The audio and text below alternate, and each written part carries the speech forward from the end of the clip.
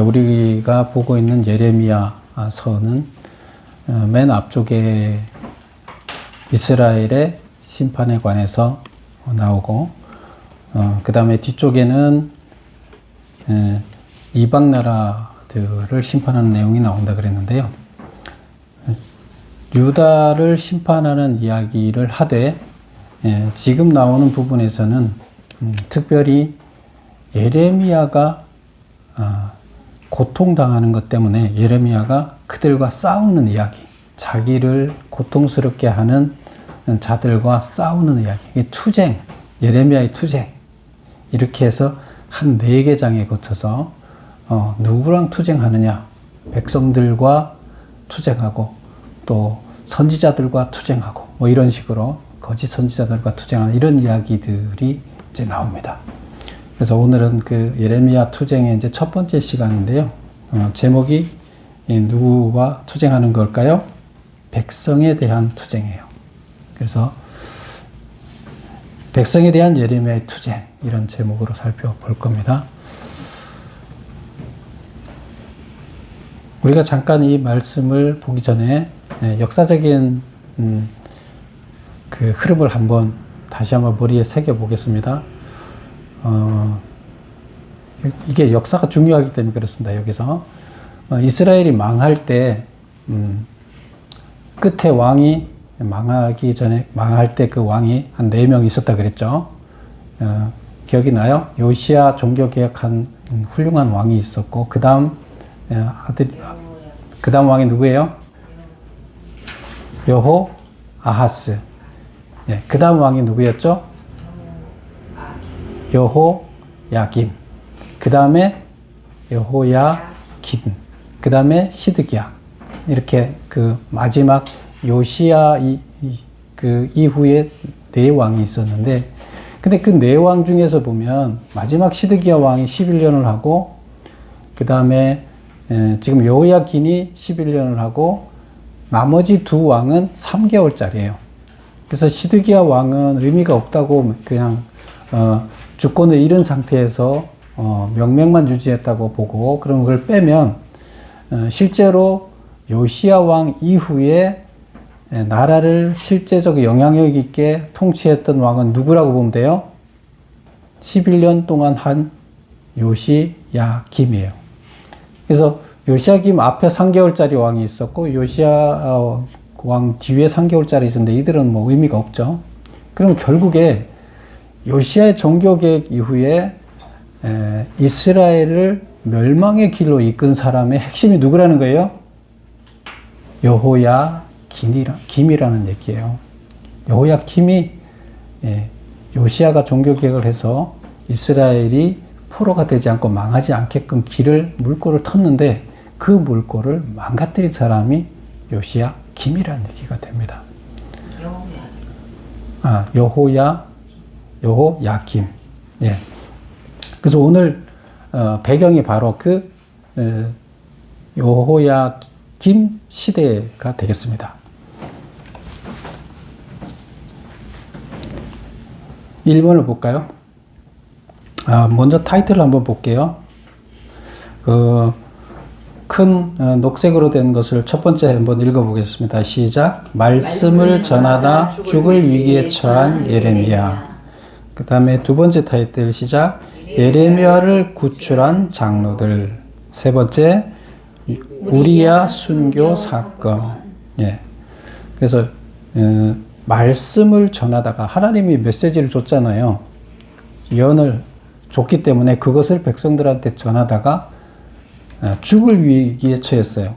그래서 체포돼서 이제 사형을 집행하기 직전에 재판을 한번 하고, 형식적인 재판을 하고 이제 죽이려고 그래요. 근데 모든 백성들이 다 모여서 그런 상황을 얘기하고, 그런데 그때 누가 구출해 줬다고요? 어떤 장로들이 그를 편을 들어서 그 분위기를 반전시켰어요. 완전히 예레미야 다 죽이자 하고 막 소리치다가 갑자기 어떤 장로들 때문에 그 분위기가 완전히 뒤집혀서 살려주자로 바뀌었어요. 그래서 이게 이제 그 장로들, 구출해준 장로들. 그리고 끝에 나오는 이제 순교 사건은 다른 사람 이야기인데 지금 다른 사람은 순교했는데 이때 똑같이 그 우리아라는 사람은 순교했는데 예레미야는 순교를 안 했어요. 근데 이것도 이스라엘 멸망을 얘기하고는 그 올바른 선지자들인데 누구는 순교당하고 누구는 순교 안 당해요. 근데 아직 순교 안 당한 예레미야는 돕는 자가 있었어요. 그래서 그 얘기를 살짝 하게 됩니다. 그래서 1번을 보겠습니다. 여호와가 예레미야를 통해 전달한 본장의 경고의 메시지는 언제, 어디에서, 누구에게 선포하라고 했는가? 그래서 우리가 예언이라고 그러면 우리가 예언이 뭐라 그랬어요? 예언. 맡길 예, 말씀은 말씀을 맡겨놨다. 이 말씀의 주인은 누구예요? 말씀을 나한테 맡기면 이 말씀이 나한테 끝나는 게 아니에요. 누구를 위해서 하나님이 누구한테 주라고 나한테 말씀을 맡긴 거예요. 그럼 나는 이 말씀을 누구한테 갖다 줘야 돼요. 그래서 나한테 맡긴 이것을 예언이라고 합니다. 그럼 나는 하나님이 나한테 예언을 줬으면 말씀을 맡겼으면 나는 전해야 되겠죠. 하나님 전하라는 사람한테 전해야 될 거 아니에요. 근데 우리는 예언하면 미래를 점치는 거 이렇게 생각하잖아요. 그런 예언이 아니에요. 성경에서 나오는 예언은 물론 미래를 얘기하는 예언이라는 의미가 쓰일 때도 있어요. 그러나 대부분은 예언이라는 게 말씀을 맡겨놨다 이런 뜻이에요. 그러면 지금 예레미야한테 하나님께서 먼저 보여주고 그 말씀을 전달하라고 얘기를 한 거예요. 말씀을 먼저 알려주고 그것을 백성들한테 전달해라. 그래서 예언자, 말씀을 맡은 자예요. 예언자가 전달해줘야 할 것. 근데 지금 예레미야가 하나님이 먼저 말씀을 이해를 시켜야 될 거 아니에요. 전달하려면.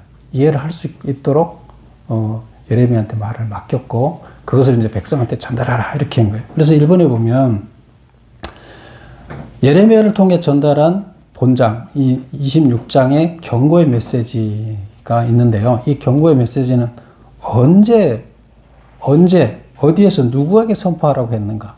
선포를 해야 될 거 아니에요. 말씀을 맡겼으니까. 근데 그걸 언제 선포하라고 했느냐? 누구한테, 어디에서 선포하라고 하나님이 정해놨어요. 그래서 그걸 보겠습니다. 1번, 가로 1번 보세요. 여호야김이 다스리기 시작한 때. 그래서 여호야김이 1609년에 요시야가 죽었잖아요. 요시야 왕이 죽었잖아요.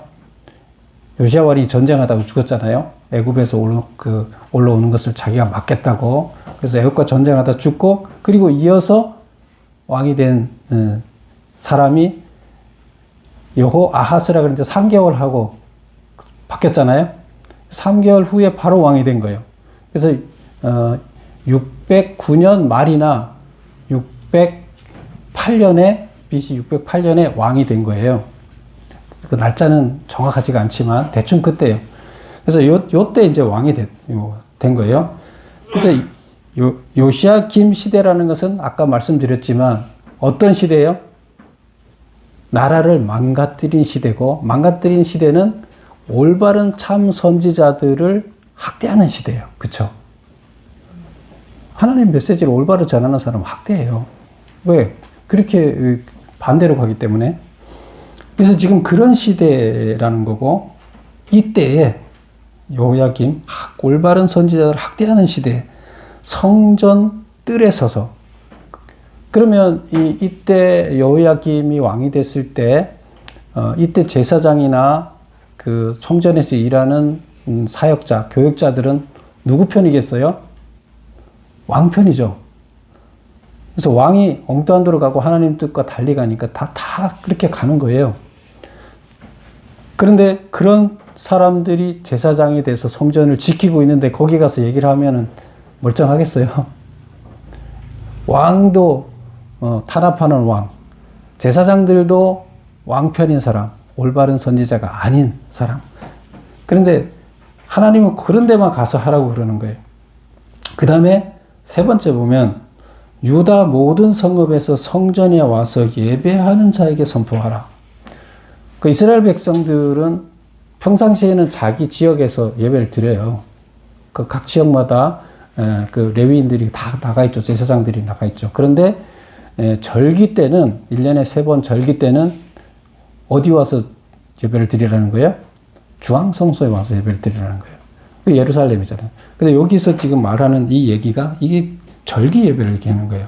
유다 모든 성읍에서 성전에 와서 예배하는 그런 자한테, 그러면 그때 다 성인들은 다 여기 와서, 성인 남자들은 와서 예배를 하고 모여있는 그 절기 때 선포하라는 거예요. 다시 말하면 이스라엘 백성들이 다 모였을 때 선포하라는 거예요. 그렇게 하면 선포하는 예레미야는 멀쩡하겠어요? 멀쩡하지 않죠. 가만히 안 두겠죠. 그 얘기를 여기서 하는 거예요. 그래서 언제 여호야김 시대 어디에서 성전 뜰에서 그 다음에 전국에 있는 이스라엘 백성들이 다 모였을 때 절기 예배 때 선포하라. 그 다음에 두 번째 문제가 뭐예요? 여호와께서 백성에게 기대했던 것은 뭐냐? 그러면 백성들한테 뭘 기대를 하고 이걸 선포하라 그랬느냐는 거예요. 하나님께서 메모 보겠습니다.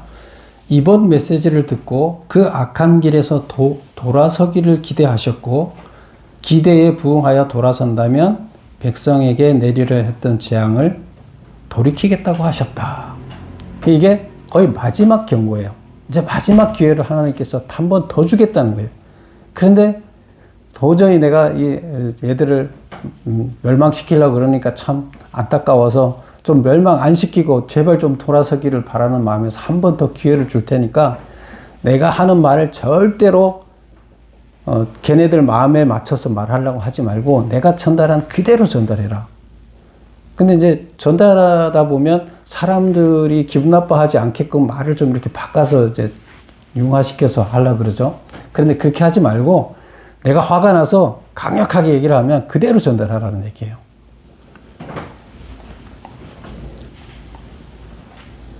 그래서 1번 이야기는 하나님께서는 마지막 기회를 지금 한 번 더 주고 이때 만약에 돌아선다 그러면 내가 포를 안 끌려가고 나를 안 망가뜨리고 싶다. 그래서 제발 지금 좀 돌아서기를 바란다. 이런 마음에서 강력하게 전달해라. 그러면 혹시 얘네들이 아냐. 3절 한번 읽어볼까요? 다 같이 3절 한번 읽겠습니다. 시작. 그들이 듣고 혹시 각각 그 악한 길에서 돌아오리라. 그리하면 내가 그들의 악행으로 말미암아 그들에게 재앙을 내리려 하리라.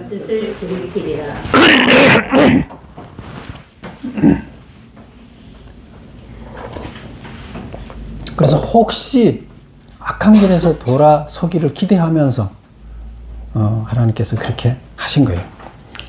두 번째 보겠습니다. 메모 2번. 선포하라고 한 메시지 내용은 뭐냐? 그러면 뭘 선포하라는 거예요? 대충 감은 오죠? 자, 메모 보겠습니다. 나에게 순종하라. 내가 너희에게 준 율법을 지켜 행하라. 내가 보낸 예언자가 전하는 말을 듣고 그대로 수행하여라. 그렇지 않으면 예루살렘 성전과 예루살렘 성을 실로같이 무너뜨리겠다. 우리 실로에 대해서 꼭 메모를 해놨습니다. 이스라엘이 죄를 범하였을 때 여호와께서 블레셋 군을 불러다가 실로의 성막을 파괴토록 하였다. 그래서 원래 이스라엘 백성들이 광야에서 성막을 짓고 살았잖아요. 그 성전을 하나님의 집이라는 이 성전을 건물을 질 수가 없었기 때문에 이렇게 텐트처럼 해서 거기를 성막을 짓고 그 안에 하나님이 앉아 계시는 보좌 자리를 이렇게 법궤라 그러죠. 거기를 이렇게 만들어 놓고 거기는 아무나 들어가면 죽어요. 아무나 들어가지면 대제사장도 1년에 한 번만 들어가게 했어요. 왜? 하나님과 만나려면 정결해져야 되는데 거기 들어가기 위해서는 일주일 동안 단식하면서 금식하면서 자기 정결한 의식을 행한 다음에 들어갔어야 돼요. 그래도 이 제사장이 죄가 있으면 들어가자마자 즉사를 하게끔 이렇게 그렇게 교육을 했어요. 하나님을 만날 때 어떤 마음으로 만나야 되는가를 교육하기 위해서 그렇게 했던 거예요. 그래서 바로 성전이 그런 곳이다. 그런데 그러면 이제 이스라엘 백성들이 옮길 때 광야에서 옮기고 또 가나안 땅으로 들어갈 때도 그 성막을 아주 소중하게 왜 하나님을 모시는 교육 용역이기 때문에 하나님을 직접 모시듯이 대하듯이 그렇게 했던 거예요. 그럼 그 성막이 다 상당히 중요하잖아요, 그들한테는. 그래서 그들이 하나님께서 성막을 어디로 갖다 놓으라 해야만 갖다 놓는 거예요. 마음대로 옮기지도 못했어요. 그래서 하나님이 실로의 성막을 옮겨 놓으라 그랬어요. 이 실로는 어때요? 가나안 땅에 이제 들어갔을 때, 입성했을 때. 근데 가나안 땅에 들어가서는 그 땅을 뺏어야 되니까 가나안 족속들하고 계속 전쟁을 하잖아요. 특히 이제 블레셋하고 큰 전쟁을 계속 했는데, 그때 전쟁을 할 때, 하나님의 그 성전을 어디다가 두라고 명령을 해서 실로에다 뒀어요. 그럼 하나님이 실로에 계신다는 뜻이잖아요. 그래서 전쟁하기 전에 실로 가서 예배 드리고, 하나님 예배 드리고, 그리고 블레셋과 싸우러 가고 이렇게 했어요. 그런데, 이스라엘 백성들이 하나님 뜻을 제대로 안 따르니까, 전쟁에서 패하고, 법궤도 뺏기고, 이런 일이 일어났어요. 그리고 그 실로가, 원래 실로가 하나님의 법궤가 있는 도시면 거기가 중심지 아니에요. 그들의 신앙의 중심지, 이스라엘의 핵심인데 하나님 계시니까 거기를 법궤도 뺏겨버리고 거기가 다 져버렸어요. 실로처럼 멸망하게 만들겠다. 왜?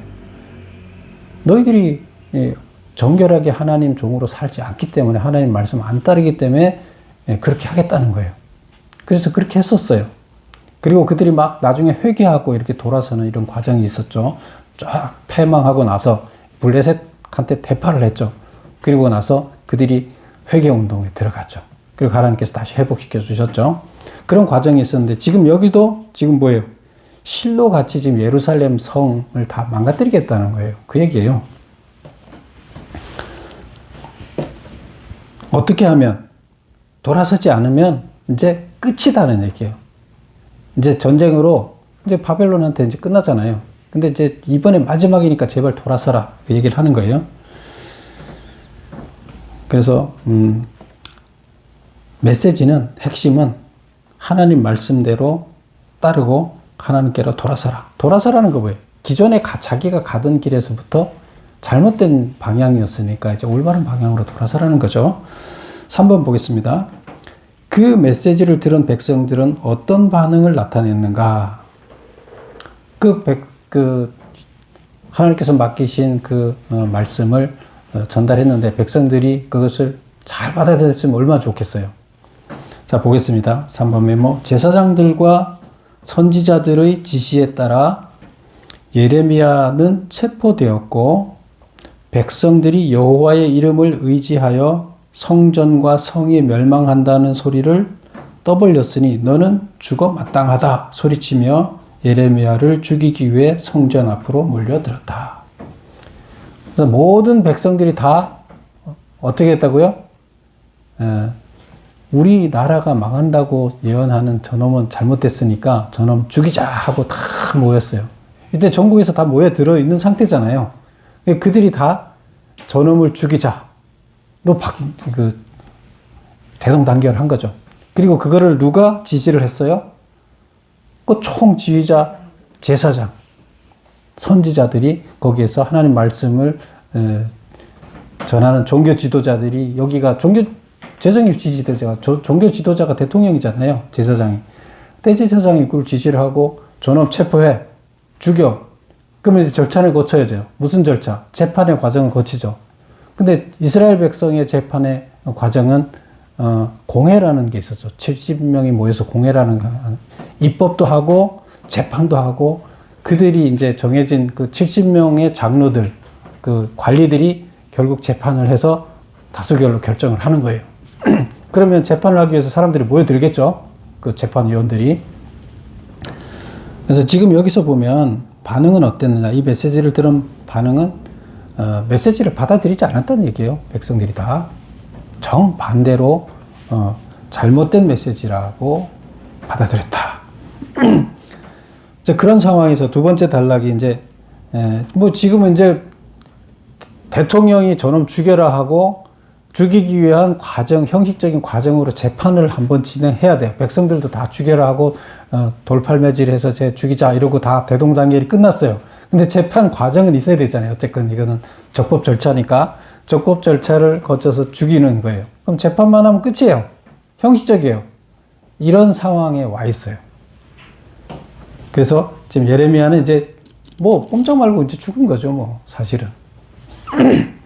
자, 그런 상황에서 예레미야를 구출하는 장로들이 있었어요. 보겠습니다. 4번. 체포된 예레미야를 죽이기 위한 재판이 열렸고 재판관되는 유다의 고관들이 뭐 70인의 이제 그 유망한 인사들이죠. 고관들이 성전 대문 앞 재판정에 좌정하였다. 이때는 뭐 건물이 재판하는 법원이 따로 있는 것이 아니라 사람들이 제일 많이 모일 수 있는 것이 성문 앞 광장인데 성문 앞 광장에 재판이 항상 열렸어요. 그래서 재판위원들이 쭉 앉아있고 시민들은 거기서 백성들은 다 같이 그것을 보는 거죠. 이게 재판 과정이에요. 그리고 이제 사형 청구하면 사람들이 보는 앞에서 목매달아 죽인다든가 뭐 이렇게 사람들 앞에 처형하고 나서 보여줘서 이런 짓 하지 마라 이렇게 이제 보이는 거죠. 누가 무슨 제목으로 고발하였는가? 제사장과 선지자가 고발했어요. 그 뭐 대통령이 그 참모들하고 고발한 거잖아요. 그 뭐 누가 그걸 반대하겠어요? 그 무슨 제목으로? 이 성이 멸망한다고 예언한 죄 때문에. 5번. 예레미야는 자신을 어떻게 변호하였는가? 예레미야는 뭐 변명의 기회를 주니까 자기 변명을 해야 되겠죠. 이제 이 사람들이 고발하고 이제 재판이 열렸으니까 너 할 말 있어? 해봐. 변명을 하는 거죠.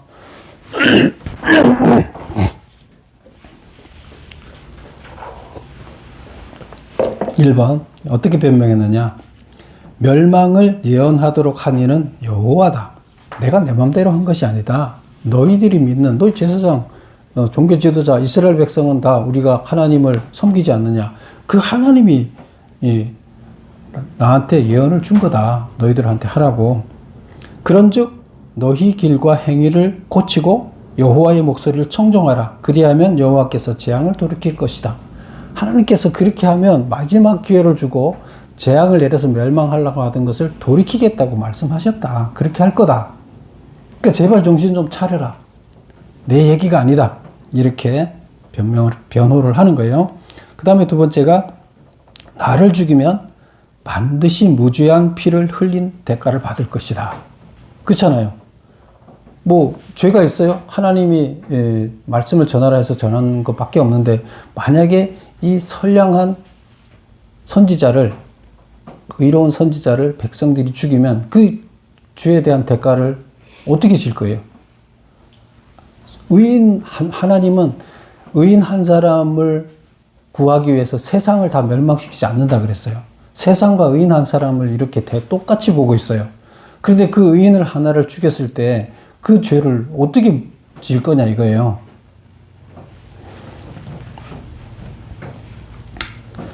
이렇게 변명을 했어요.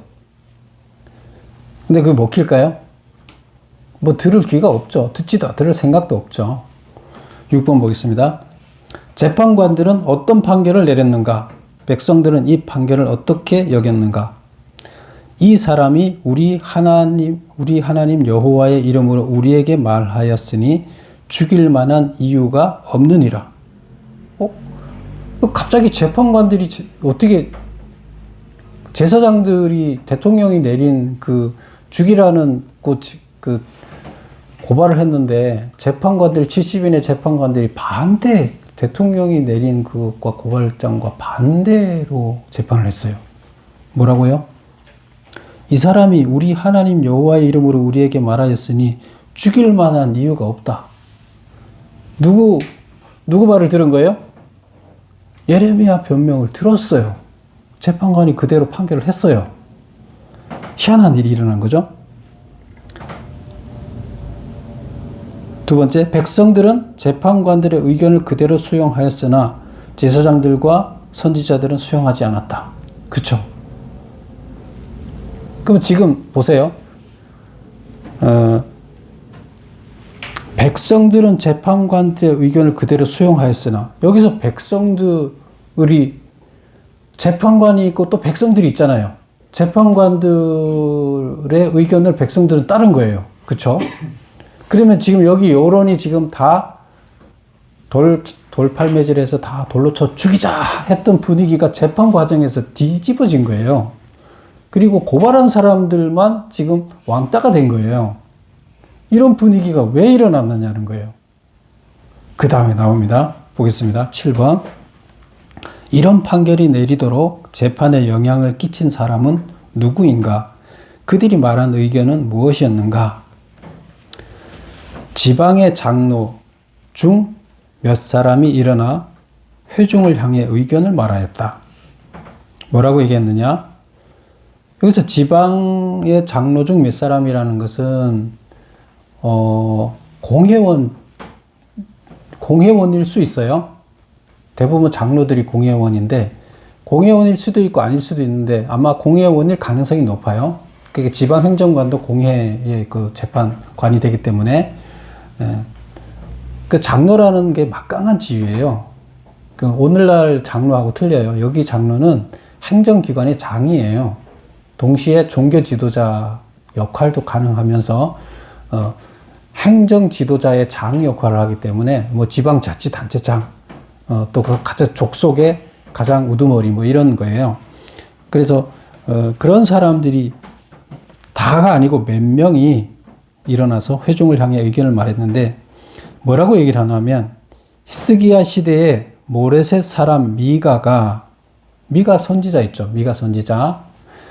그래서 히스기야 시대에 모레셋 사람 미가 선지자가 유다의 모든 백성에게 여호와의 이름으로 예루살렘의 멸망을 예언하였으나 히스기야 왕과 백성들은 그를 죽이지 않고 오히려 그들을 스스로 뉘우쳤기 때문에 주께서도 그들에게 예고하셨던 재앙까지 취소하셨다. 앞전에 그런 일이 있었어요. 히스기야 왕 때 누가 쳐들어왔죠? 바벨론 앞전에 누구였어요? 아수르가 있었죠. 아수르가 쳐들어, 히스기야 왕 때 아수르가 1차 침입, 2차 침입이 있었잖아요. 근데 그때 예루살렘 성만 오두막처럼 남아있다 그랬죠. 원두막처럼 남아있고 다 쑥대밭이 됐고 포로 뭐 20만, 40만이나 잡아가고 막 그랬다 그랬잖아요. 근데 지금 멸망 직전이었는데 그 멸망 직전에 그 18만 5천 명의 아수르 군대를 하루아침에 밤 새고 아침에 일어나 보니 다 죽어 있어요. 그래서 그들이 철수할 수밖에 없었어요. 근데 이게 백성들이 회개하고 돌아섰기 때문에 하나님께서 그런 역사를 일으켰다는 거예요. 만약에 마지막 어떤 경고를 했는데 그거를 안 받아들였으면 이런 일이 안 일어났을 거예요. 근데 그런 메시지를 받아들이고 그들이 히스기야 왕부터 시작해서 돌아섰기 때문에, 그래서 하나님께서 히스기야 왕의 기도를 들어서 나중에 무슨 일까지 있었어요? 죽을 병에 걸렸는데 15년 생명까지 연장해주고 그랬잖아요. 제가 그래도 하나님 앞에 잘한 일이 있지 않습니까? 그거 봐서 나 좀 살려주세요. 나 아직 자식도 없어요. 나이 40도 지금 40밖에 안 됐는데 자식도 못 낳고 할 일도 많고, 그러니까 살려주세요. 그래서 알았다. 15년 연장해줬죠. 그런 일이 있었죠.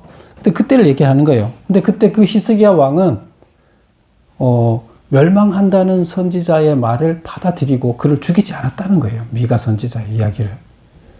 그래서 하나님께서 내리려 했던 재앙을 돌이켜서 반대로 아수르 군대 18만 5천을 죽이고 나라를 다시 회복시켰다는, 재앙을 포로로 잡혀가지 않겠다는 거예요. 그 얘기를 지금 장로가 나서서 지금 이 얘기를 하는 거예요. 그럼 뭐가 맞냐 이거죠.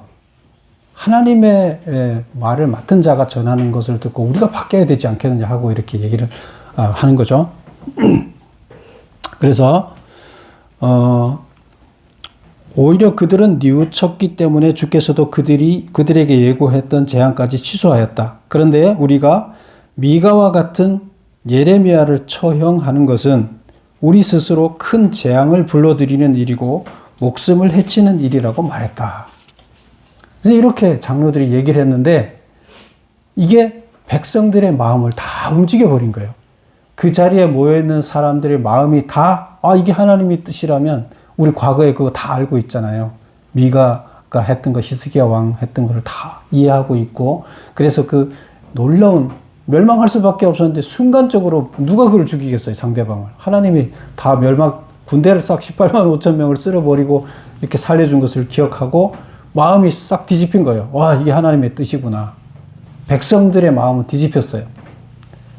근데 가장 중요한 제사장과 선지자들은, 종교 지도자들은 뒤집혀요, 안 뒤집혔어요? 권력자들은 그대로 안 뒤집혔어요. 왜? 자기 권력 뺏기니까. 지금까지 자기가 했던 게 다 그럼 무산돼 버리니까.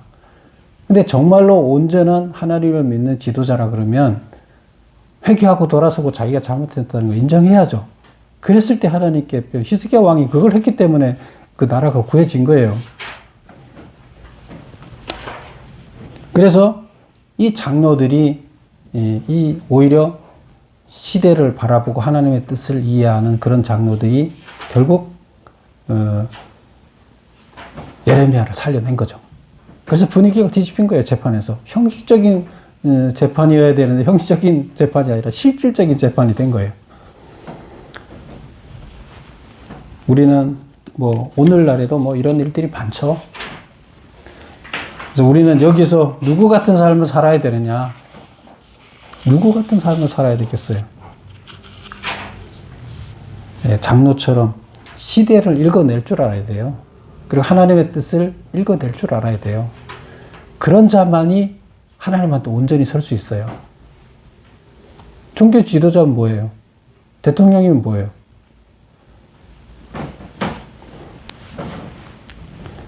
그 다음에 이제 그러고 나서 마지막에 우리야 순교 사건인데, 이것은 엉뚱한 이야기를 하나 더 추가를 해서 물론 이제 지금까지 한 얘기를 극대화시키기 위한 효과를 얻는 거예요.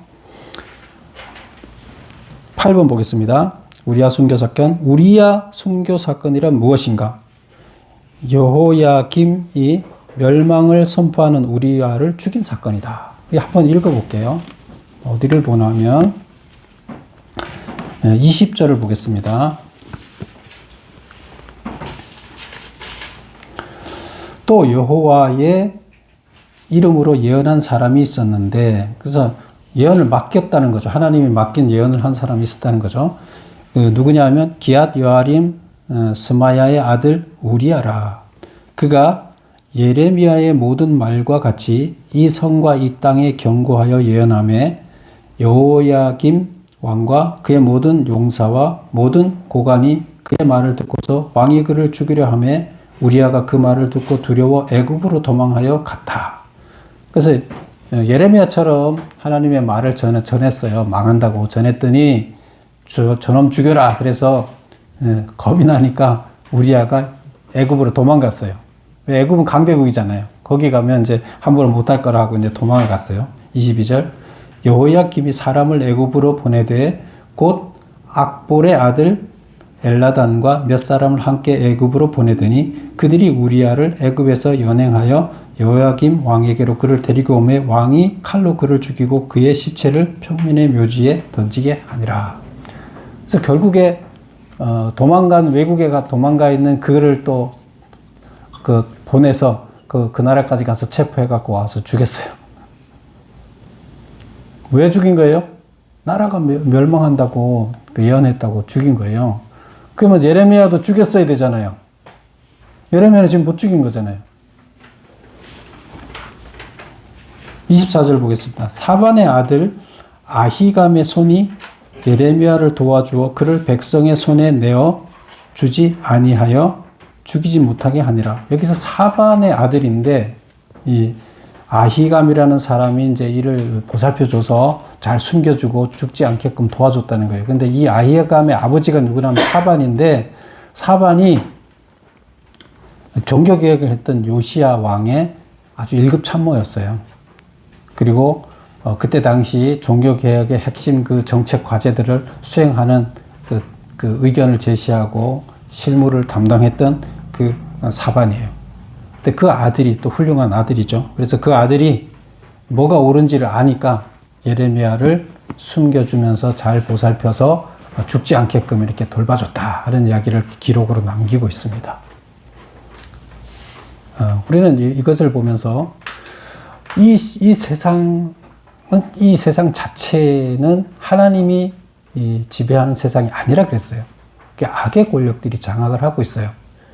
그래서 이 세상에서 힘이 세고 강하다 그래서 그러면 그게 진리냐? 아니에요. 하나님께서 보시는, 하나님께서 세상을 바라보는 시각하고 이 땅에서 우리가 세상을 바라보는 시각하고는 많은 차이가 있어요. 근데 우리는 하나님이 뭘 원하는지, 하나님의 시각으로 봤을 때 뭐가 맞는지, 시대의 이 흐름이 잘못된 것이 바른 것인지를 하나님의 시각으로 읽어낼 줄 알아야 돼요.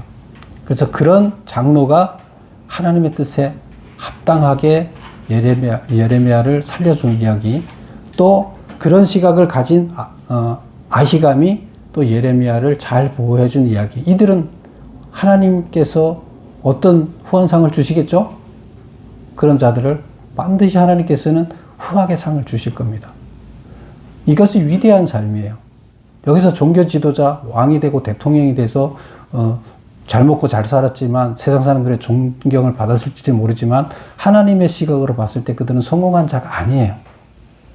그렇게 보면 우리가 어떻게 살아야 되는지, 뭐가 중요한지를 알 수가 있는 거죠. 그래서 여러분들도 여기에 나오는 장로들처럼 또 아히감처럼 하나님의 시각에서 세상과 충돌을 할지라도 하나님의 시각에서 올바른 방향을 찾아가는 일을 감당하는 여러분 되시기를 바랍니다. 기도하겠습니다.